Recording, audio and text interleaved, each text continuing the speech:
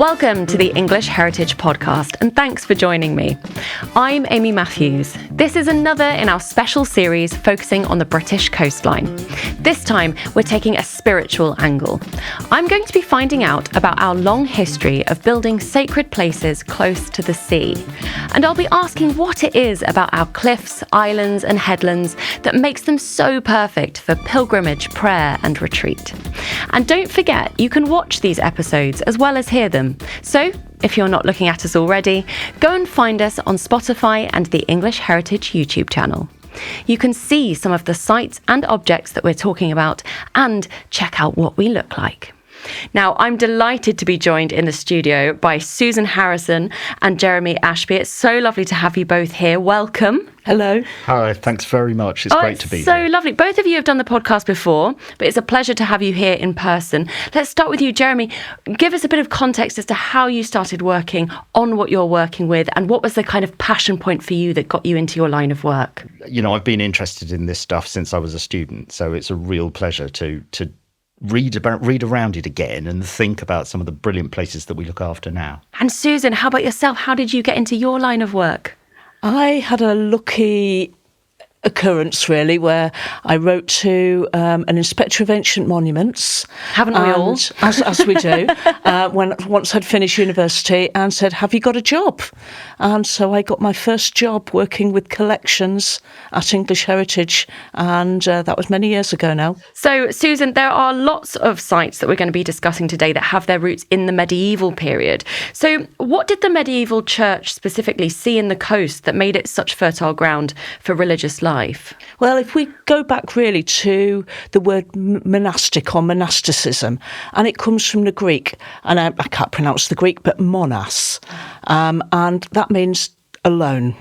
So that gives us a good clue as to what we're talking about. And then we think about monasticism as we first know it, develops in the 3rd and 4th century in Egypt and Syria in the deserts. Again, the people that are seeking a renouncement of worldly pursuits, they are looking to devote themselves to spiritual activities. They're going to literally a deserted place to pursue those. Okay, this is a lovely teaser of all the things we're going to be getting into. I'm very excited. So, as always, we begin with an object. And today's object, it's a really evocative, if not mysterious object in front of me. We've got what looks to me like almost a headstone, really. I've not got anything for scale. So, it could be a thumbnail size. It could be the size of a truck. I'm sure you'll enlighten me very shortly. But most strikingly, it's got these beautiful runes and shapes carved into this stone, and the stone itself is reddish brown, and it's got the bottom of it slightly carved off. I don't know if that's intentional or whether that's just wear.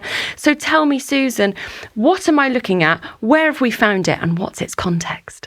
So this is one of a number, almost 20 exciting objects from Lindisfarne, and we call them namestones. For size, they're about 20 centimetres high. Okay. So quite tiny, really, but you're right. They are the shape of what we'd think now of as a gravestone or memorial stone, just in miniature. And so, it's relatively thin. And it has a rounded top and a squared base. So the bits at the bottom you can see are broken off. This particular example is incredibly finely carved.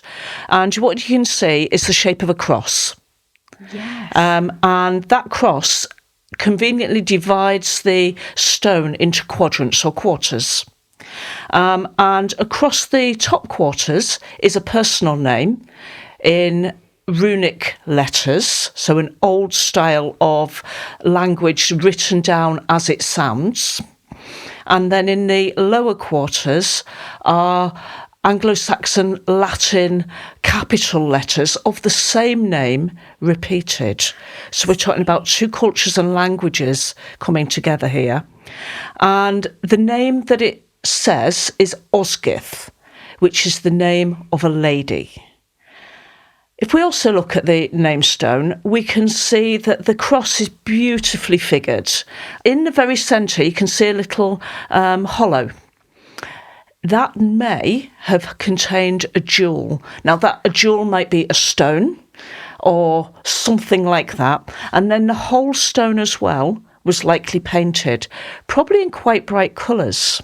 We see this time and time again, don't we? We get this idea that everything was very monochrome and earthy, but actually it's just where the pigments have disintegrated over time. So this would have been a pretty bedazzled, bright object. Yeah. So if you can get into your mind an illuminated manuscript like the Lindisfarne Gospels, one of the greatest manuscripts ever to be produced in Britain, and think of the colours and the palettes within that. This was probably done by the same artist, the same colour palette of those that wrote the Lindisfarne Gospels. So we can add earthly greens and reds, white to this and really pick out the name. That's beautiful. And for anybody who hasn't heard our previous episodes, could you give us a quick rundown of what the Lindisfarne Gospels are and just a bit of context for that site? So the Gospels literally are a manuscript writing, copying the Gospels. They are written in around 700 to 720. They're the work of one man, and they are an exceptional example of illumination, so decoration with the Word of God, and they are dedicated to God. Fantastic. And I'm really struck as well by, even though we've lost a lot of the pigment and the sort of potential centre jewel, the distinct lines are still very much there, that it's so well preserved. It's a really, really beautiful piece. So now we've got an idea of who this is an ode to. Who is Osgus? Who is she? What do we know anything about her? Ironically, this is the only testament to her having existed. And that, I think, is incredible. So when we think up until about 10 years ago, we knew of about 14, 15 of these stones from Lindisfarne Priory. They're unique Northumbrian style. And over more recent years, more have been dug up through a series of excavations that have been run just outside the priory limits there. And every name that appears on these namestones is only on these stones. So it's the only record of members of this community that probably knew some of the great players of the Anglo-Saxon period, a number of the Northumbrian saints, the memory of Cuthbert, St Cuthbert, and it's amazing to think this is a way into understanding that community. And the significance of just a name, the fact that she was named, even though we don't know what she does or what kind of context we would find her in. But it also tells us about her relative importance. You know, you've got to be somebody of some particular standing to be memorialised in stone at that point. And the other thing to pick up here is this is the name of a woman. And there are only 2 females named on these stones. The rest are male. But again, it leads us to think, who is this community composed of? And why, in the history books, when we read about Bede and the life of the English people, that he predominantly refers to the male members of community and who have made history. Absolutely. And now here we are in 2026 still talking about her, and that's the importance of it, isn't it? And speaking of the community around this mystery woman, I mean, Lindisfarne really brings together lots of very interesting ideas about identity, faith, community. We've covered some of that in earlier episodes. So could you talk a little bit about how this site is significant in that way? So Lindisfarne, or Holy Island, is, like the name sounds, is an island, and in fact was a proper island until about the 1950s. And so nowadays you reach it on a causeway, covered by the tide twice a day. But in this period, right the way up through to the 20th century, you had to get there by boat. Or you would potentially walk across the sands at low tide. So the sea would have been, I mean, obviously integral to its identity, but also the people living there, the rhythms of it, the cycles, the tides, that would have obviously been a huge part of life there. And I'd imagine that that speaks to maybe the kind of spirituality and flow of life more broadly. How would those kind of rhythms and tidal patterns have helped or dictated what life was like there? Well, if we think back to those first monks in the desert, and we think back to that feeling of isolation, one of the tenets that comes through into a later reform period of monasticism is far from the concourse of man. And it's about being away from that main hustle and bustle, the ability to retreat, to concentrate on work and study. Work and study being very integral to a lot of prayer and all to the glory of God.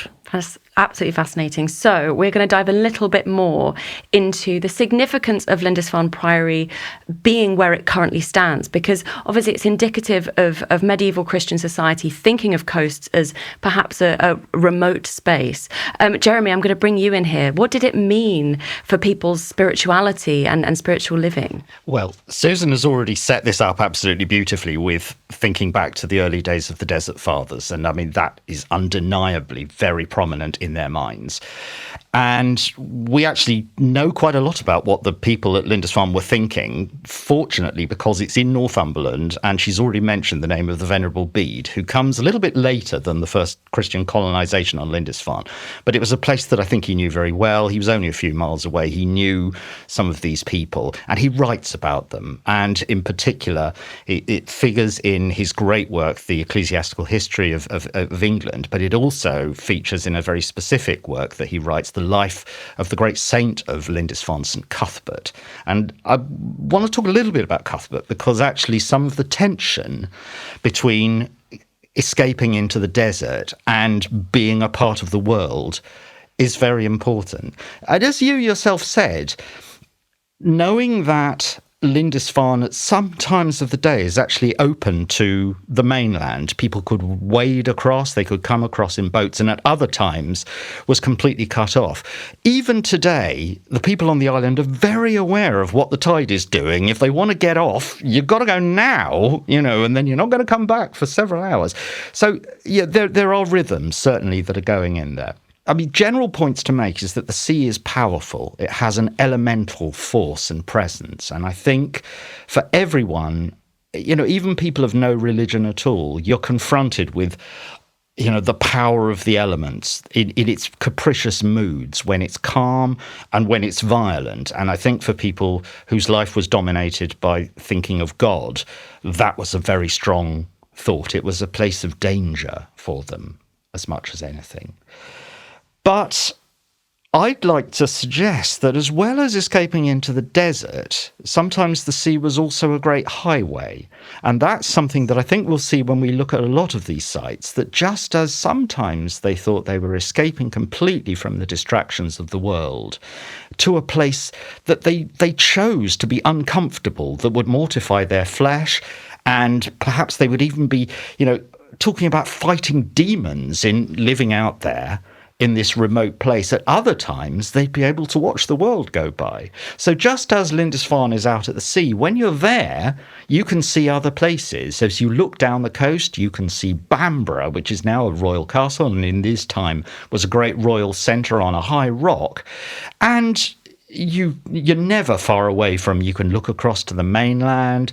There were other villages and churches there. So they were trying to live apart, but they were also not completely disengaged from the world. If you think about even food source and anything that they want, they've got to work hard to get that. So you've either got to arrange supplies, or quite often the landscape is a difficult one, and there might not be as many woods for your construction. You've got to think about your stone supply and everything to do with that. Yeah, there's no convenience, is there? It all sort of has to be earned mindfully. It's got to be earned mindfully, but sometimes the elements may be good for you. So there's a rather nice anecdote about St Cuthbert that when every so often, St Cuthbert had a moment where Lindisfarne just wasn't remote enough for him. He has to go somewhere else. And quite often, a big place in this is an island called the Inner Farne, which we call it inner, but it's actually quite a long way off the coast.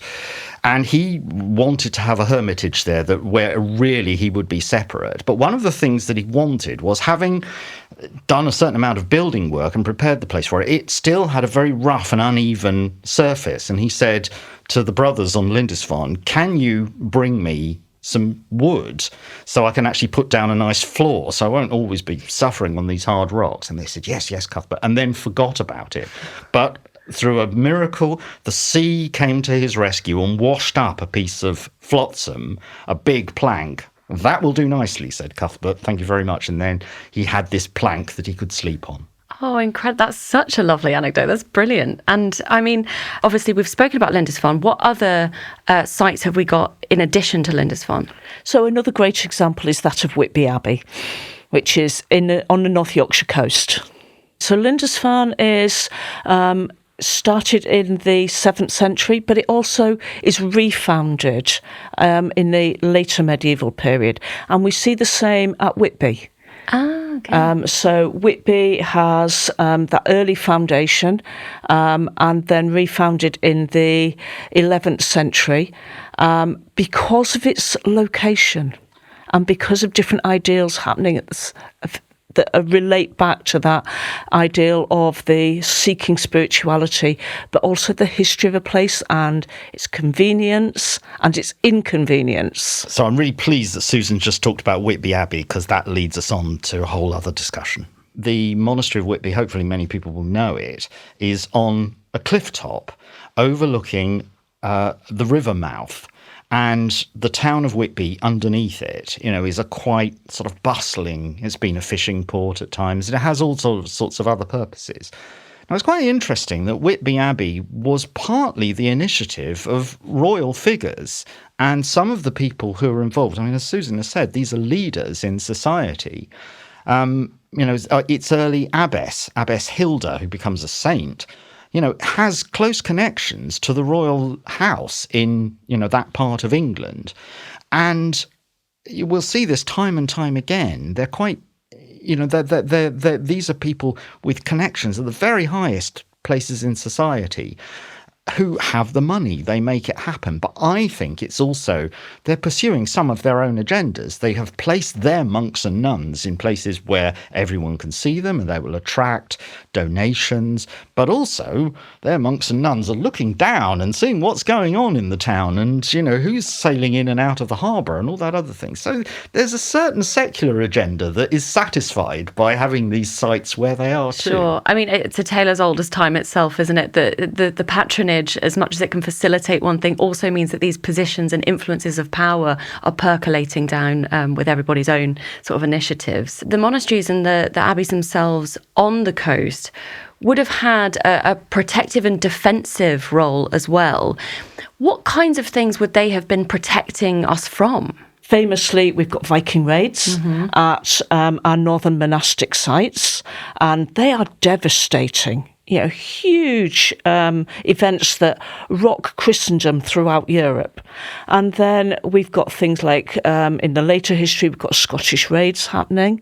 And we've got evidence of, in the account book at Lindisfarne, of what weaponry and armour is owned by the monastery, and we've even got the site being built with a particular battlement wall, and we've got arrow slits in the church for defence. It wears many masks. It does wear many masks. I mean, the fortifications at Lindisfarne are actually rather interesting. They're curious, but because Lindisfarne itself is the shape of the monastery itself, and I think they tried to actually fortify that, and I don't think it was a wild success, which is why actually much more successful has been saying, oh, to hell with that, let's build Lindisfarne Castle just a little bit up the lane, which is a site of the National Trust, which is purpose-built and is amazing. But I mean, another one is Tynemouth, which is rather interesting. It's another one with an early history. It's talked about there is a monastery at the mouth of the Tyne that's talked about in the time of the Venerable Bede that has connections to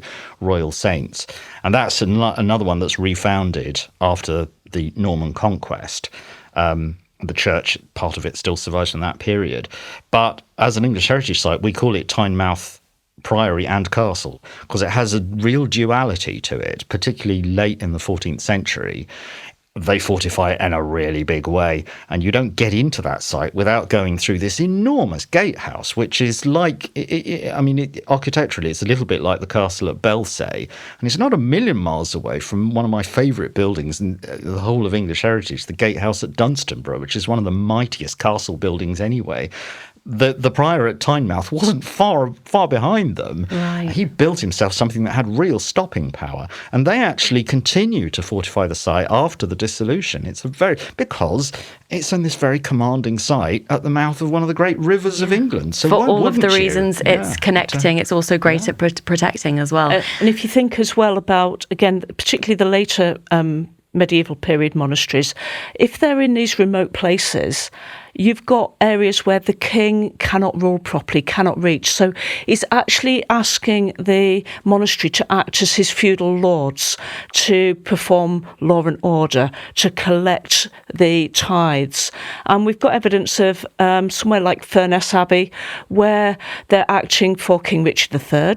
And we even know that the abbot is paying dues to the king, and he's going in order for the king to hold his coronation, and the abbot goes to the coronation of Richard III at York Minster. Gosh, so it just shows they're massive political players at this time as well. The most connected people, for sure. Susan has been looking forwards, but I'd like to look back a little bit, but not quite as far as going back to the Desert Fathers. Lindisfarne's rather interesting. Talking about the Lindisfarne Gospels was quite good because culturally there's a strange admixture going on between the culture of the Anglo-Saxons, this is the Germanic people who had settled England at the beginning of the 5th century. It's what England is actually named after. And they were converted to Christianity through the mission of St. Augustine and some of his followers at the very end of the 6th century, in the 7th century. But there's another branch of Christianity, the Celtic Christianity from the western parts of Britain. And Lindisfarne, in fact, had initially been founded by them, particularly from people coming from the island monastery of Iona, which is off the west coast of Scotland. And I'd like to say that actually that's quite significant in the choice of coastal and island places. This was a world that they understood. Again, it's a sort of similar kind of thing. It's just off the mainland. And actually all the way around what we used to, as archaeologists, sometimes call the Irish Sea Culture Province, but we would just call it Western Britain, you get outposts of sort of hermit-like monasticism there. Another quite famous one, and there are several off the west coast of Ireland, a place called Skellig Michael, which of all unusual things appeared in one of the Star Wars films, so it's quite famous for that. But you get lots and lots of little beehive huts in which Celtic monks lived a solitary, and I have to say a pretty uncomfortable looking experience, on a rock out in the middle of the Atlantic Ocean. Now, Lindisfarne isn't quite that, but that's the world that it comes out of. And at Lindisfarne, you get this interesting mixture of the Celtic world, which is, I think, sort of a bit closer to the world of hermits, a bit closer to nature, and the Anglo-Saxons, who are a bit more ready for the kind of communal monasticism. They are, they've been converted to Christianity by a missionary from Rome, and so they're a bit more in touch with what I might call the mainstream of Christianity on continental Europe. So there's some funny things going on there, but I think that does give some significance to these remote coastal locations out at sea. Absolutely. And I mean, it's making more and more sense that this duality of community and isolation plays such a spiritual role for these monasteries. But obviously monasteries were also money-making enterprises. They're businesses. So how does this commercial aspect fit into the location? And specifically, how does that interact with the spiritual role as well? So we talk about commercial, but actually that's not a prime function. That is a way of making everything else happen.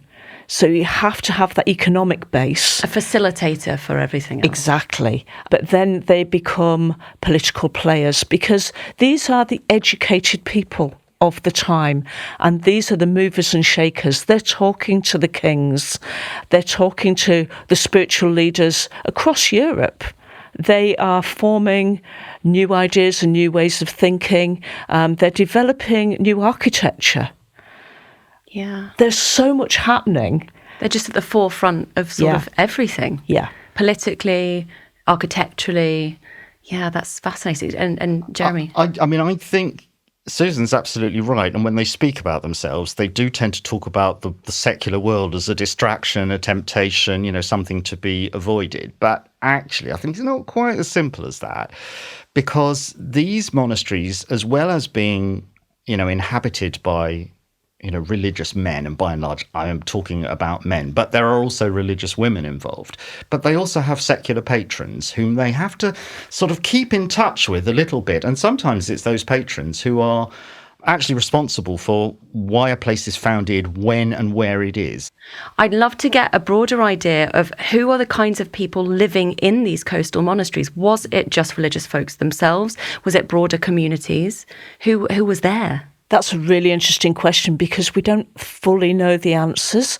We think of the later communities as being very closed off, but I think the earlier communities probably had more visitors, more happening. And if we think about the monastery perhaps being off to a side, a settlement starts to surround them. So what happens? It's a great question. What comes first, the monastery or the settlement? Yes. And some of them develop literally side by side.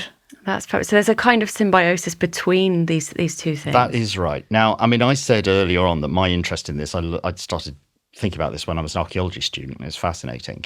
And it's a really great area for archaeology all through the 20th century, and I think probably going on into the 21st century. People have been digging these sites up and trying to find it. And Whitby Abbey is a really amazing one because from the 1920s, a sort of predecessor of Susan's and mine, Charles Pearce, the chief inspector, who would be the predecessor of the person who gave Susan her job, dug up the headland of Whitby Abbey, and we've been trying for decades to work out what it was that he found. And several years ago now, a former colleague of ours, Tony Wilmot, the archaeologist, dug quite a lot on the headland. They haven't found the Anglo-Saxon monastery. They think it's probably under the later monastery, but what they did find is a quite thriving secular settlement that seems to have, quite a lot of activity going on the top, right next to next to where we think the abbey must be. And to use another quite famous historical anecdote,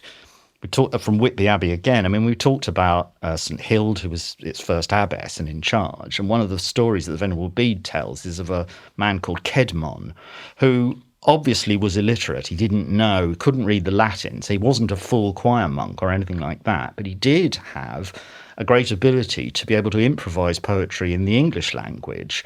And apparently he's visited, having escaped from a feast because he's going to get embarrassed when the harp comes round and he's going to be a bit rubbish and he can't sort of sing properly. He goes off to his cowshed to hide and is visited by an angel who says to him, sing me a song. And he sings, he basically improvises the beginning of the book of Genesis, I think it is, in the English language. And eventually this comes to the attention of Abbess Hild, who goes, "You're being a monk, mate. I want you in." Wow. And so all of that. But that's a nice example of a secular person living in the monastery who later gets absorbed by that monastic culture, but was formerly separate from it. Got headhunted. Absolutely. That's extraordinary. You will also get royal figures who deliberately go and live in the monastery in their later life as well. And again, this happens both in the early medieval period and the later period, mainly because they want to atone for their sins.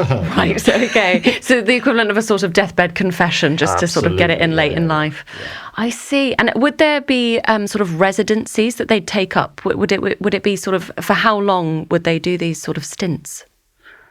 It would vary, I'm sure. Yeah, generally it's seen as a lifetime occupation. Right. So at whatever point you come to it in your lifetime, that is then. Certainly in the later Middle Ages, it's quite a good thing to do when you realise that death is approaching. You give them all your property, you die wearing the habit of a monk. As a monk, you're going to go straight to heaven. I see. That's quite a good thing to do. And you have atoned for all of the things that you've previously done. That makes total sense. And I mean, we've mentioned quite a few of the sites now. And I wonder how much do we see them, and continue to see them perhaps, as practical landmarks? Because as they are coastal, I'm assuming as well they start to play a role in maritime life. They do. How does that manifest? Sometimes, even just, putting a beacon or a light, on the top of the building. I think St Catherine's in Dorset, just to move out of the North Country for a moment. That's one that is, and I'm from Kent, and we have a quite important one, Reculver, which is another Anglo-Saxon minster church that's set up on a cliff top in the remains of a Roman fort. And until, I think it may even be the case now, but the two later towers of the church were a beacon, a landmark or sea mark for Trinity House. And there were times when they wanted to, the vicar wanted to take the church down. Trinity House wasn't having it. Reculver Towers have got to stand because it's how all the sailors around that part of the coast will be able to navigate. The same happened at Whitby. So Whitby, the church tower was the navigation aid, and even from the dissolution, the church tower remained because it was so important to mariners. That's extraordinary. It's unfortunately, sometimes doesn't work to our favour. There's a rather sad moment in the First World War when the Germans actually shell the ruins of Whitby Abbey and knock down part of the west front of it. Oh, God. Because it is that prominent, as a site. That makes sense. Oh, I love it when we get our layered histories as well. It's incredible that it's withstood so much and played such a part in all of these different lives and times. How much do these sites differ from their inland counterparts? Like, were they culturally, architecturally different, these monasteries? I mean, I'd say there are quite a lot of similarities. Yeah. And Susan said something really important at the very beginning. There's a phrase that she used, being far from the concourse of men, which is a sort of great motto of the Cistercian order, which is, another one of the reformed orders of monasticism who wanted to sort of get away from the distractions of the world and, in a sense, escape to the desert. Only problem is they were just too good at it, so people tended to follow them, and so they were supposed to be living apart. Furness Abbey in the northwest, quite an important site. It's on a coastal site, quite close to an estuary. It's near now the town of Barrow-in-Furness, that sort of was grown up, next to it. That's a Cistercian site. But in other ways, it almost, could be anywhere. It's the remoteness of it is the important thing. The specificity of it being facing out towards the sea is sort of an incidental detail. So I would say that there are some things that do sort of mark them out. I mean, the kind of economy that they can live, they can't, by their very nature, you're not going to have huge pastures of sheep around because the land just doesn't work for it. So you might well live from the fruits of the sea. The fishing industry suddenly will be a big thing in your diet. That's certainly the case at Whitby and at Lindisfarne, for example. And would they have been more connected in the sense that I'm guessing travel by boat would have been quicker than on land? So was there a sort of a greater sense of connectivity on the coastal sites? The best way to travel is by sea, because you've got a reliable method. Okay, there's still danger involved in it, but a lot of the monasteries and royalty will maintain wharfs and harbours to enable trade to take place. Absolutely. Certainly we see that in some of the early sites. I mean, the Venerable Bede's Monastery, which was in fact on two locations, one of them the mouth of the River Wear and one of them on the south bank of the Tyne.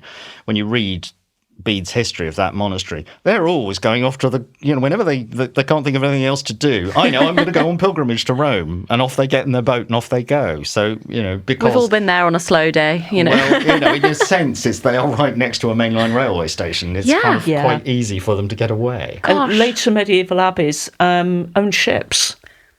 Right, so it's their property and their sort of mode of transport. And if you themselves. think again, they're part of a European movement.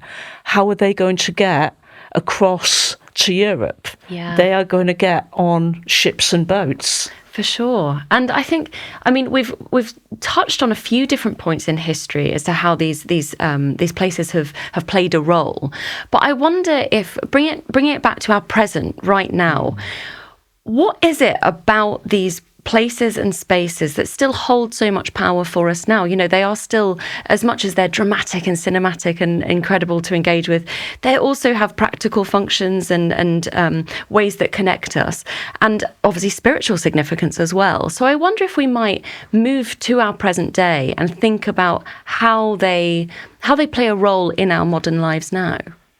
In a way, I mean, this can only be a bit subjective, and unless we were to do a sort of survey about it. I do think that by their very nature, these places have atmosphere. There's no getting away from all of that, which is partly brought to you by the sound effects and the lighting effects of of being by the sea in all its different moods. I also think that, I mean, almost by its very nature, we've made lots of references back to the early periods of history and Christianity in this country. So, it's not entirely a coincidence that most of the places that we've been talking about have got very deep roots.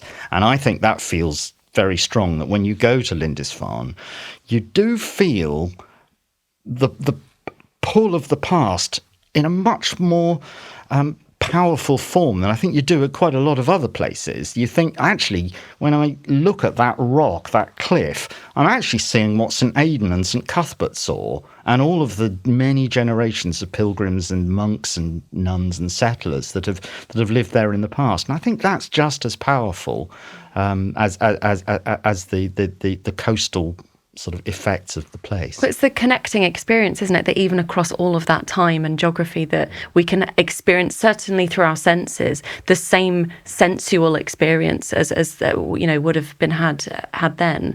How about yourself, Susan? I think it's something to do with the breadth of the landscape that you get when you're there. So it's going back, it's the heavens and the earth meeting. Yeah. It's that distance that you can see. What's beyond that? And quite often you've got a dramatic landscape. You've either got a low-lying island and it's disappearing into the sea at its edge, or you've got really steep cliffs. Yeah. So again, there's lots of myths and legends built up around the landscape of each monastery as well. Everyone can relate to either, I think, staring at fire and staring out at the sea. There's something ancient in it, isn't there, that connects us all humanly to it. Yeah, you sort of feel connected to something, whether that's yourself or something bigger. I think we do feel the smallness of our own existence when confronted by something that is so big. Well, Susan and Jeremy, thank you both so much for joining me. And don't forget, you can watch all our episodes in this special coastal series. So, if you're not looking at us already, go and find us on Spotify and the English Heritage YouTube channel. Next week, we'll be celebrating the unveiling of another English Heritage Blue plaque. This time honouring a man who devoted his life to fighting racism and discrimination in the East End of London, Kamal Chunchi.